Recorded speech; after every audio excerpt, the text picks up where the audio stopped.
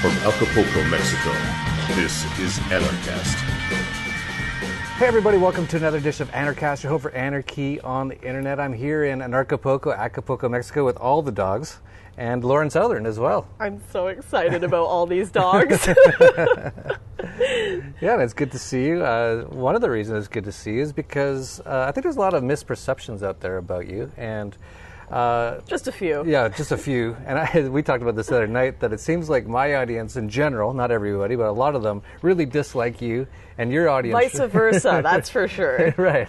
And I don't think... It's funny, because we're pretty good friends. We don't fight or anything. So why are the people who like our work kind of hate us? I'm not sure. I don't understand it, but yeah, there's like so much vitriol on both ends. Like, my audience, why are you hanging out with this sleazebag, horrible person, Jeff Berwick? And then your guys, why are you hanging out with this Nazi? And like, I know you in person. I don't know, maybe it's because I don't think we follow our stuff online as closely as we just follow our friendship. I've really met you offline in person, and you've always been a kind person to me, to the people around us. So when people say sleazebag on the internet, I don't know, it could be the same news they're getting about me apparently shooting torpedoes at refugee boats, right? So I just know you, the person, Jeff Berwick, and I guess you know me, the person, Lauren Southern, and that's one of the biggest problems with the internet is it screens. You don't get to really know all the dimensions of an individual. Yeah, absolutely, and definitely YouTube comments are not like the best source of information about what kind of person someone on YouTube might be. And yeah, I've seen that so many times. But really getting down to it, like a lot of the, we're here in Acapulco. You came last year to Acapulco. And a lot of people are like, well, she's not an anarchist because of what some of the things she's doing. And actually, I'm not totally sure myself exactly what you would call yourself. And I think to start off, like, because you kind of have like a lot of the alt-right sort of followers as well, right? But you don't necessarily call yourself alt-right, right? No, I mean, it's gotten to a point where I don't know if any of these labels fit me, because at the beginning of the election, alt-right meant like this new kind of right wing that rejected neocons. And I was like, yeah, anti-establishment, bring it back to the real right wing that wants smaller government, more nationalist policies. But then that just spiraled out of control and became the whole Charlottesville kind of situation, where it's like you have genuine people that I wouldn't say necessarily Nazis, but certainly white nationalists that are focused on white racial politics. And then you have like the regular conservatives, who I definitely don't identify with. I mean, I'm not a fan of what conservatism has become. It's not really conserving anything except their votes and election kind of hopes. And then there's libertarians, who the party has really spiraled out of control, and anarchists, who I appreciate and love, and I love the philosophy, but the problem with all these groups is I'm stuck between this pragmatism and the philosophies that I love, which are libertarianism and anarchy. I find them to be the most moral philosophies, non-aggression principle.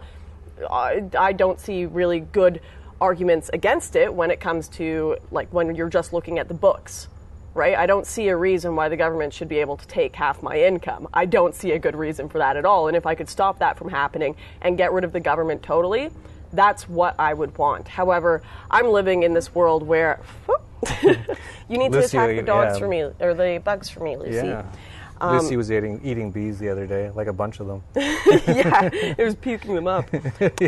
Yeah, I'm living in this world where I want the most change I can make for a smaller government in a pragmatic view, though. And I don't think just checking out and saying anarchy or nothing works. And I know that's why you don't call me an anarchist, is because I say stop immigration into welfare states, it'll shrink the state, and you say it's an aggression against the immigrants. So right. Yeah. But I'm very open-minded. I'm a very non-confrontational sort of a person in general, except for when it comes to the government.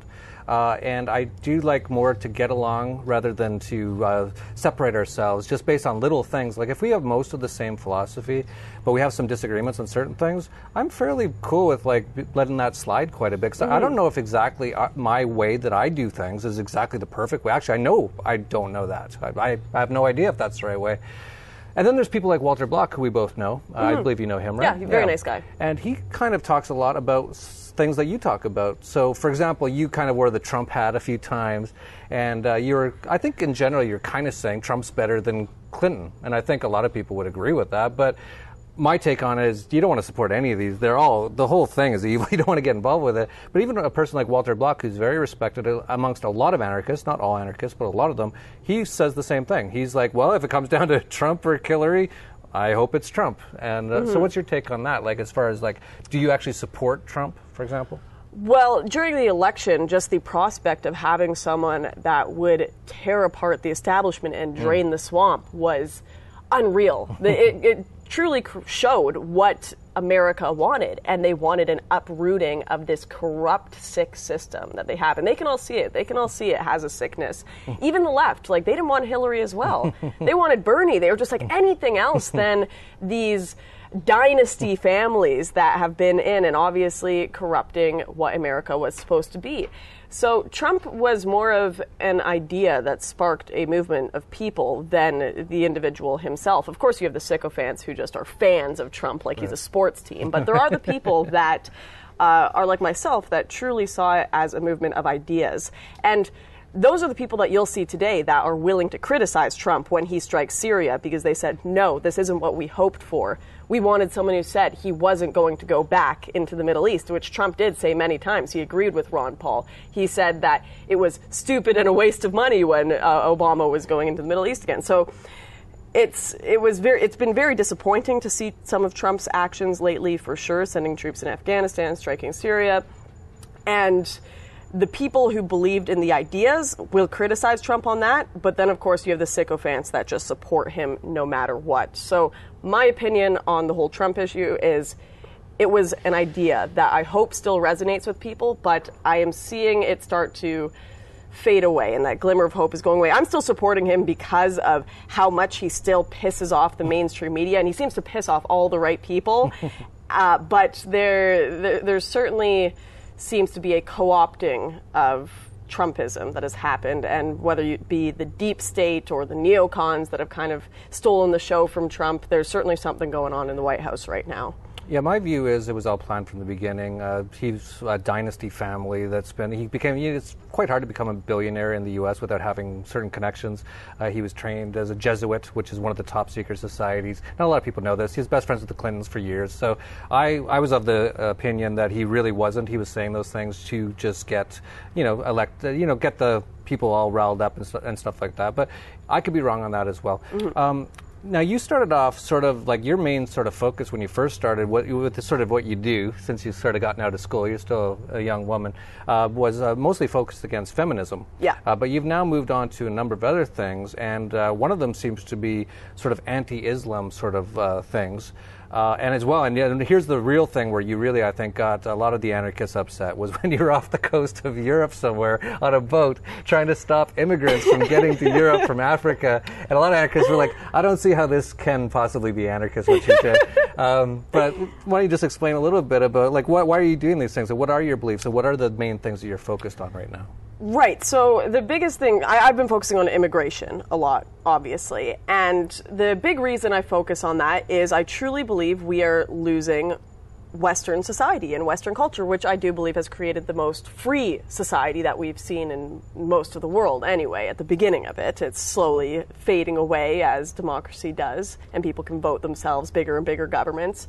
But a lot of that happening with voting bigger and bigger governments is specifically because of mass immigration. People come into the country with very little and also with very few of the same ideas as the people originally living there. If someone from a communist country, for example, moves to Poland, they're going to want more communist policies, whereas the Poles have fought hard against communism, so they are obviously more so against it.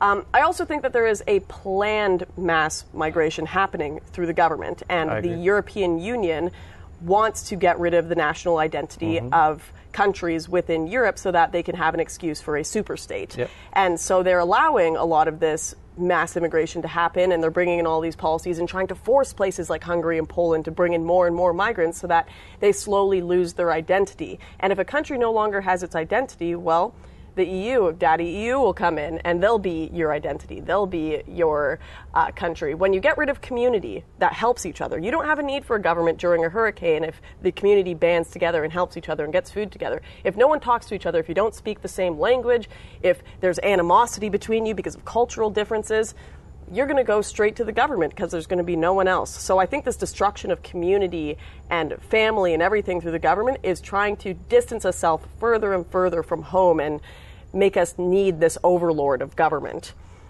No, absolutely. I agree with you. And I even said that with Chris Cantwell, who I don't know if you want to comment on or not. But I was like, it's kind of funny because I agree with a lot of his views on what's actually going on in the world, because he was sort of saying the same thing, that they're bringing in all these people and, we have to stop them from doing this. Because and the reason why they're doing it, I agree with. They're trying to destroy society, trying to destroy the family, trying to destroy culture. So it's much easier to control the people and get them all under sort of a one world government sort of a thing. But the question is how... Like, if we both agree that's what's going on and we think that it's not a good thing, what to be done about it? And, of course, sort of the true voluntarist angle on it would be, well, you can't aggress against others. And so what you were doing there in the ship, trying to block some people from going from Africa to the Europe, no matter what the reason is they were going, if you were trying to stop them, you really don't have any right to stop them from a voluntarist angle. What would you say to that? Like, fair, and I'd say that's our fundamental disagreement. Yes, right. Is So I'm willing to break that to defend. I'd rather defend my freedom and as much as possible, rather than give it all up simply because I want to subscribe to this kind of book club purity, which I respect. I respect that you do subscribe to that purity, but I can't do it because I have hopes of having a family and a future for Western society. My language, my culture, all these things. I want to see that progress, and I would give up a little bit of my purity to do that. And not only that, I would say that there is a reasonable excuse as well in the form of these people are coming over, and they are aggressing you in a sense because they're coming into your nations to take your money that the government has stolen and is redistributing to them. They're taking your welfare, education, all of these different things that the government essentially started with a contract saying, you give us a bit of money, we'll take care of you. Of course, it ended up being bullcrap, and they ended up giving it out as handouts to the world and increasing that. But now, all the money that was supposed to be for your children, your nation, your schools, is going to the whole world. And it's become so generous with strangers, it is no longer sustainable for our own nations. So protecting that is, a sense, your goods still, even though they've been stolen by the government. Yeah, that's another point of contention because once, just because there's this horrible criminal organization called government that's stealing from everybody, doesn't necessarily give you the right to go and aggress against others because of it, right? I'm just trying to think this through a little bit. Like you brought up one point, you said a little bit, this is a book club. What I'm doing is not a book club. What I'm doing, from my opinion, is helping develop the market in such ways, which includes things like cryptocurrencies, Bitcoin, to destroy governments and central banks to get rid of them. So there is no welfare state, there's nothing, and we can go back to people living in their societies without this big overlord controlling and enslaving people. Well, see, that's a pragmatic thing I agree with as well. I'm a big fan of cryptocurrencies, and I see them as a way... It's not pragmatic because I'm actually doing exactly what I believe, right? Well, so I'm not breaking that's one of any the things of my... where you're not. It is pragmatic because it works, but it's also purist, which is a very rare situation and a very cool situation. But that's unfortunately, I don't see that as the only thing. Maybe it will be. I could be wrong. That could be the caveat that takes us away from mass control of the state. However, I do think that these cultural issues are not going away. And even if you get a fully free society that's running on Bitcoin, that has its total free markets, if enough people come from a statist society, you're just going to have a McCaliphate. You're just going to have your McDonald's only serving halal, and you'll still be whipped on the street by people who don't believe in the non-aggression principle because not necessarily. You decided to drink on a holy day. This is one thing that we've never talked about before either on this program. Like some people will say, well, all these NAP guys are idiots because some people don't believe in the NAP. I know that. That's why I got tons of guns. That's why I want the free market. That's why I want private security to be able to function all over the place so that people can protect themselves. Right, but the fear is if you're the minority. Because if you have a lot of people who also believe in the NAP and have guns, yeah, you have these people try to come in and enforce their caliphate and enforce Sharia law. They're not going to have a good time because you're going to have a freedom-loving culture, and there will be a gun behind every meter of of land they try to go to and enforce their caliphate. Right. But if we get to a point in Europe where we are getting to, where the Muslim birth rates are so much higher than the native European birth rates, and their culture is so much stronger, where you have whole towns like Markslow that have just been taken over and it's just Turkish flags all over the place, there's not going to be a gun beside you to protect you. You're going to be standing alone. Yeah, and from an anarchist perspective, I would just leave that place. I wouldn't start killing Muslim people to stop it. Right? Well, no, I wouldn't agree with killing people either. That's why the solution isn't just fire your guns. Of course, if you're attacked, you fire back. But the solution now is to stop people with, I'd say, very statist ideas from coming into your country in the first place and trying to create a bigger government and a more oppressive society. That's my fear always. If we just make things totally anarchist, what happens when Russia or China or some bigger power that wants to enforce an even stronger state comes in and says, we want that land, we want that to be ours? It's nice and dandy to say, we'll defend it. There'll be people with a gun everywhere. But if you have enough liberals, enough immigration come in, they just say, I accept our new overlord. Because enough people support government right now. Anarchism is a wonderful idea, but it's unfortunately a very rare one among people. Yeah, it's growing. Absolutely. I don't deny you guys have done a good job growing your anti-state ideology, but it's still rare among people. Oh, no, absolutely. Yeah, for sure. It's just, it comes down to, like, what do you do about these sort of things, I suppose, right? And you've taken the sort of angle that you're going to, was what you did in that boat, was that a one-off sort of thing? Or are you going to continue to do those sort of things? Well, I supported their mission to continue, and what they did is they continued to patrol the coast, and they found out that a lot of what was going on with the Italian government actually finally released it after they had some pressure from the media, but they found out that these NGOs were colluding with human traffickers to bring people over, and they were kind of getting paid and making deals to bring people over. And this is also what worries me, is you have these private crony corporations that are funding a lot of this cultural destruction. And George Soros. Yes, George Soros is funding a lot of that stuff. And what do you do about that?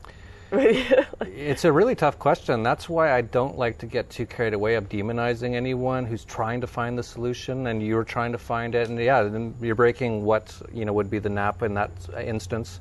And so I can't support you for that reason, but I don't necessarily need to hate you for it either, right? And that's, I think that's sort of what the powers that be really want, right? They want us to all to be at each other's throats, and they're doing all this stuff. Like you just pointed out, it's George Soros doing it on this side, it's the Clintons on this side, it's Trump doing it, and they're all doing all this stuff to make us all fight each other and hate each other and all that kind of stuff.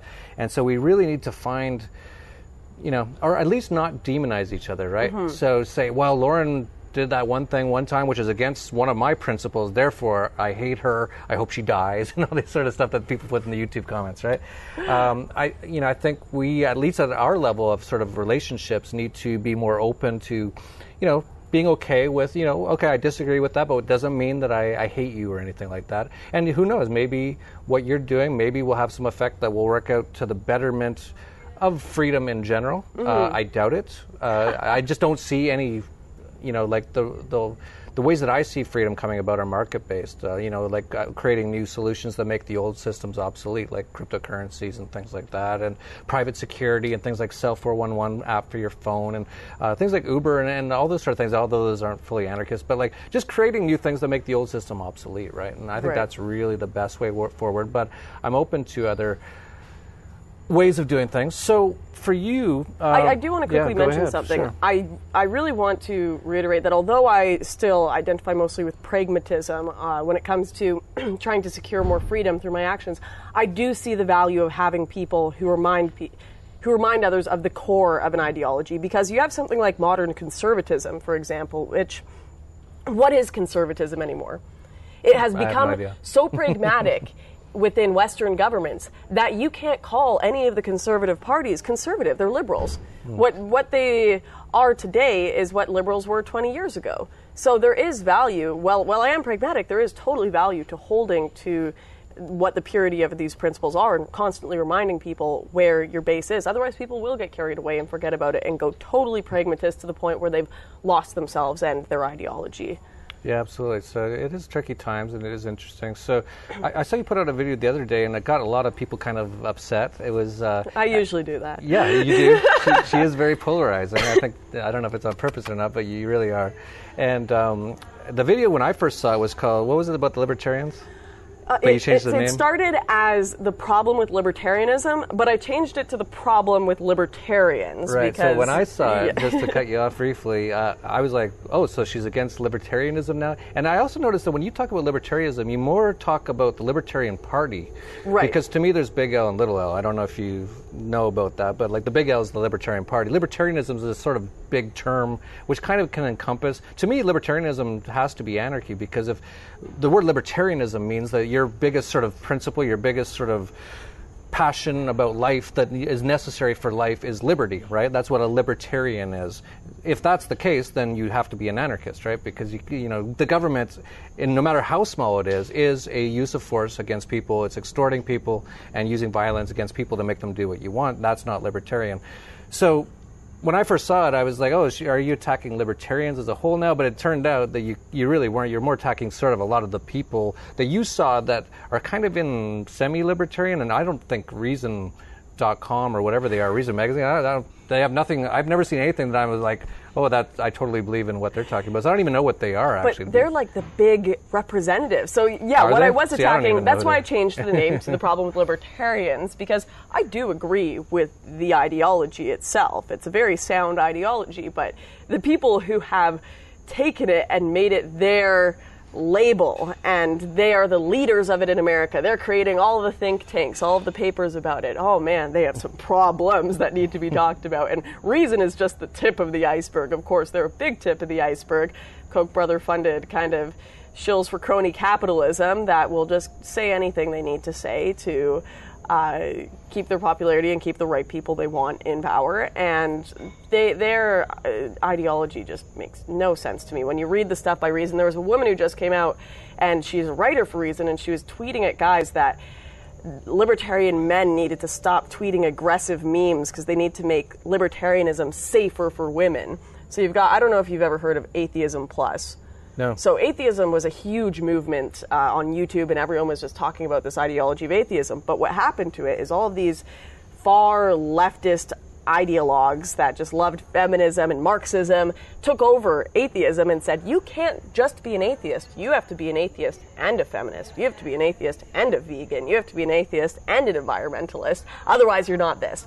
That kind of happened to libertarianism, where they said, you can't just be a libertarian. You have to be a libertarian and anti-racist and feminist and all of this. And that is what has taken over mainstream libertarianism. It's kind of this left-wing Marxist co-opting of the mainstream movement. And I had a lot of critiques of that, but also of some of the people that I feel do the book club thing, where they just kind of argue on their Facebook groups all day. What was it? There's this really entertaining meme I saw, and it's a pie graph of what do libertarians do on the internet, and it's like argue with people on Facebook, 50% of the pie graph or something, talk about the NAP, get mad at you about taxes, and then like there's a small sliver that said leaving people alone. So there is this part that I do have frustration with some libertarians that only kind of do the book club stuff, and I'd like to see more pragmatism from a lot of them. Yeah, no, absolutely. That's one thing that I've sort of been saying more and more lately is there's too many sort of anarchists out there that just read the books and talk about it online and don't do anything out there in life. And that's really what you got to do. You got to get out there and get out there. Get out of your basements. You know, I'm not obviously not against my audience here, and it's not my whole audience, but there's definitely a fair amount of just sort of not doing much, and then criticizing others who are trying to do things as well, which, you know, if you're not going to do anything, you really have no right to criticize others who are trying to do things.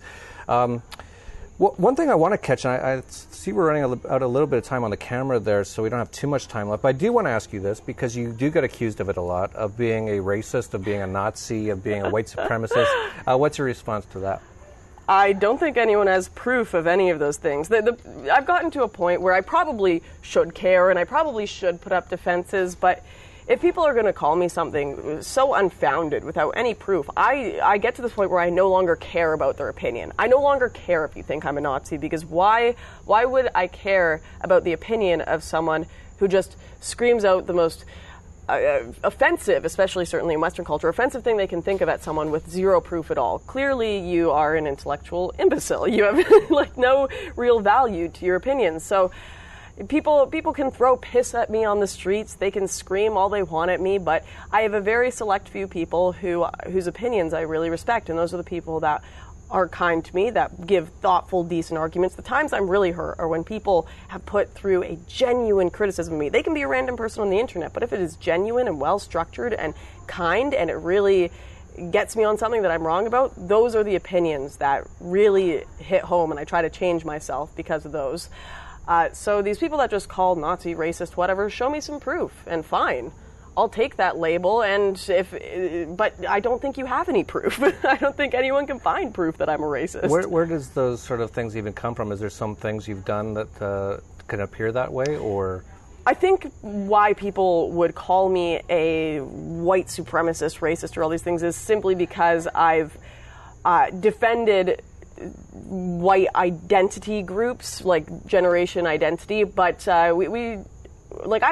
am still trying to understand that aspect of theirs, and them trying to defend their identity as we want Germany to remain a majority German. I don't think that's a particularly offensive idea, and I think it could apply to we want Japan to remain majority Japanese. So I don't think that's a particularly racist or offensive idea, but I think that's what people would apply to me being racist, simply because I've supported this group before, or because I've been anti-Black Lives Matter and such, which is absolutely ridiculous, because Black Lives Matter does not represent all blacks, and I think there are blacks who will find that would be very offended to be represented by that group or even associated with it. So it's an amalgamation of different reasons and excuses people would make, but all of them I think are insufficient to really give me a label like that.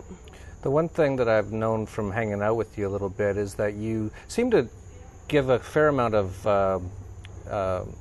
not credence or credibility, I'm looking for a different word, but you think basically that a homogenous society is a good thing. Like you think a society that has a lot of things in common, a culture, that's a good thing. And so a big part of what you've been trying to do is trying to stop them from destroying the homogeneity of a lot of places, and it turns out that a lot of them are white places and Western sort of countries. But well, I speak English, so I tend to be in those places often, but right. I totally believe in that for right. other cultures as well and other groups as well. I obviously hold Western society higher because it's not higher than other cultures. Well, I do think it's the best, but simply because of the policies it's come out with. And there have been different races and groups that have built up Western society as well. But my family is in it, my language is here, my culture is here. That's why I focus on it. But when it comes to other groups wanting to hold on to their culture and their language and their society, I 100% support that as well, and hope they do that successfully, because that homogeneity and being able to communicate and have a sense of identity and purpose within your society is very important, and keeps you from feeling you need this big daddy government to give you an idea of what your life is, because your community gives you that. Yeah, I think that's part of where some of this comes from, you being called a Nazi or things like that, is because you're trying to say that you'd like to see certain places not be destroyed by all these forced immigration that's going to destroy the culture. I don't think it's wrong of me to want to walk down the street and be able to have a conversation with everyone around me. I don't think that's wrong. And it doesn't matter what the color of your skin is. It really doesn't to me. But if you can't speak my language and you think I should be wearing a burqa because I'm a woman, well, we're not going to be able to talk or have a happy life in the same area. I don't think it's wrong of me to want to be able to go over to my neighbor's house and help each other during a hurricane or a disaster or anything. I don't think that's wrong at all, and I think it's very sad that some people do think that's wrong and think that we need to be in these totally mixed communities where no one can talk and there's really mini segregation going on, and the only person we can look to for help is government because we've all been so split up. Well, I think the only thing that a true anarchist would challenge you on is not using force to make sure that places stay homogenous, right? Well, really, force has been a large part of why a lot of this immigration is happening. No, governments either oppressing the people in their own homes and causing them to flee, or governments causing the importation of these people. So in a way, you're saying it's self-defense, right? So you're saying you're going to use a bit of force back because that's what they're using against That's you. what I would say, certainly in the Defend Europe mission example. But just in general, I think anarchists could say a lot of this immigration and forced kind of mixing of cultures, clash of cultures and civilizations has been caused by corrupt governments and governments' forced importation or crony capitalists' importation. And protected by, they're protected by the governments as well, right? Like what happened in Italy. So yeah, that brings up an interesting point. So let's talk about this in the comments down below.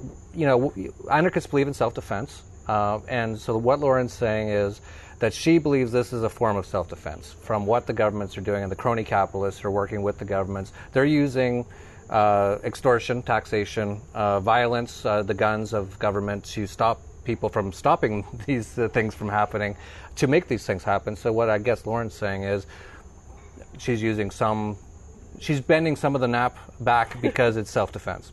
Is that correct? That's fair enough, yeah. Okay. I'd be interested to see what people say. But yeah, no, we're both sort of open, I think, to understanding, maybe you're a little bit wrong on one point, then maybe you're open to changing that. If I'm wrong on certain things, I'm totally open to changing that. People know that over the years. I change all the time.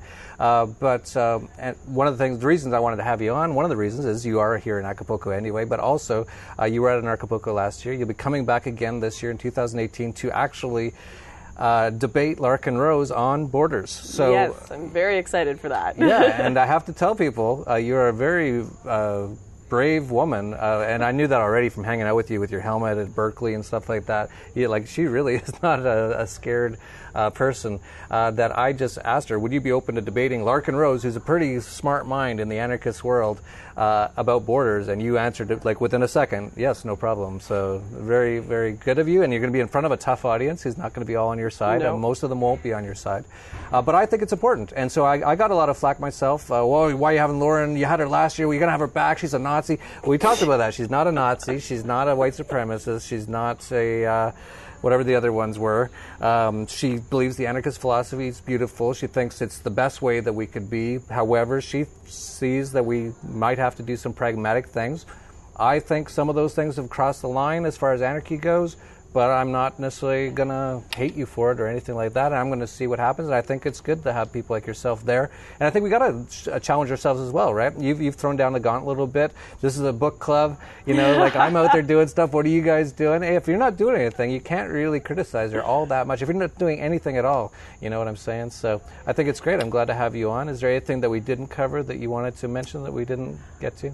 Just one thing. I think your anarchy is a beautiful ideology, but you got to get rid of these anarcho-commies. I don't know what they are, but they're running around in the street with your flag. You guys got to sort that situation out. Well, that has nothing they're to do ruining with your us. name. I know. This is a whole other topic. This is one thing that I wanted to get across to you, because you used to call them anarchists in the past when it was basically these anarcho-commies who aren't even anarchists, really, in my opinion. They're basically just commies. And that's what we're seeing with all these things. All these labels are just being ruined, as you say. Co-opted and changed. It's confusing. Keeping people very confused. They want that.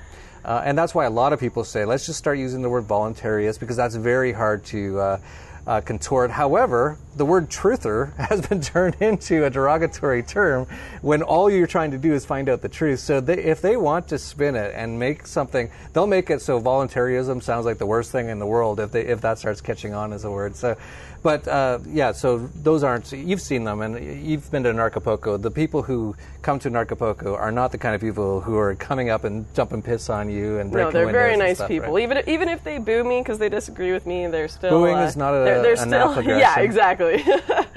It's a nap aggression against my safe space. This is what's going to happen when you have Anarchy Plus come in. You got to watch Plus. it. Oh, man. It never ends, does it?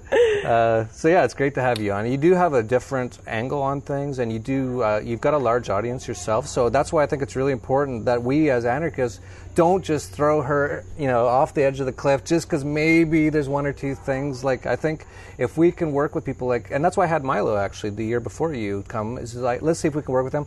I didn't find him so much that we could work with because I think he's kind of, I don't think he's a nice guy. I don't think he's very principled is the thing, right? So, he says, I support the military because I like guys in uniforms. Okay, but we're talking some serious stuff here. People are getting killed, what's your principles? And he's like, blah, blah, blah. Whereas I find you to be much more philosophical, much more ideological, much more thinking person. That's what I find. I try. I appreciate that. So it's good to have you on, and I've explained why. I think it's good to have you back in Acapulco 2018, and we'll see what happens. We'll just go from there. So really appreciate you coming on. I'm very excited. Great. Thank you for having me. I got to get back to these dogs. Yeah, no, we've got all the dogs here. They're They're all waiting for us distracting. to. They're all waiting for us to. So yeah, we'll play the promo for Anarchast right after this video. But if you like this video, please like, subscribe, share down below. I know there's going to be so much hate and all the Lawrence crowd's going to come in. Even though we just had a totally decent conversation. There's no punching. There's no hate at all. Your faction are going to come on and hate me, and my faction are going to hate you. Stop it. Just get out of here. We have to relax. We have to find common ground in certain areas wherever we can, because they're trying to separate us in every way possible right now. So everyone relax, take it easy, and let's just, try to push forward freedom as much as we can in any way we can, even if some of them might be bending the rules a little bit. I'm open to, you do it. Basically, I'm an anarchist. I'm the kind of anarchist. I'm like, you do whatever you want. It's fine. And as long as you're not in my place breaking stuff and, forcing your ideas on my family, I'm like, whatever. That's do what you want to do.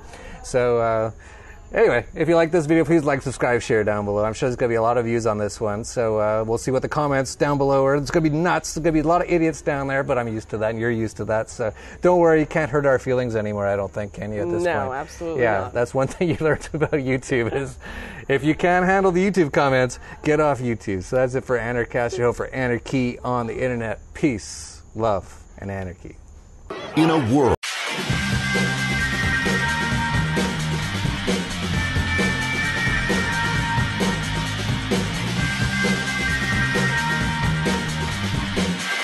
From Acapulco, Mexico, this is Anarchast. Hey everybody, welcome to another edition of Anarchast, your home for anarchy on the internet. I'm here in Acapulco, Mexico with all the dogs, and Lauren Southern as well. I'm so excited about all these dogs. Yeah, and it's good to see you. One of the reasons it's good to see you is because I think there's a lot of misperceptions out there about you, and Just a few. Yeah, just a few. And we talked about this the other night, that it seems like my audience in general, not everybody, but a lot of them, really dislike you, and your audience... Vice versa, that's for sure. Right. And I don't think... It's funny, because we're pretty good friends. We don't fight or anything. So why are the people who like our work kind of hate us? I'm not sure. I don't understand it, but yeah, there's like so much vitriol on both ends. Like, my audience, why are you hanging out with this sleazebag, horrible person, Jeff Berwick? And then your guys, why are you hanging out with this Nazi? And like, I know you in person. I don't know, maybe it's because I don't think we follow our stuff online as media. Fuck the banks. Fuck drone strikes. Fuck tanks. Fuck hunger. Fuck war. Fuck ignoring of the poor. Fuck the left. Fuck the right. Fuck the government. Thank you, thank you, thank you, thank you.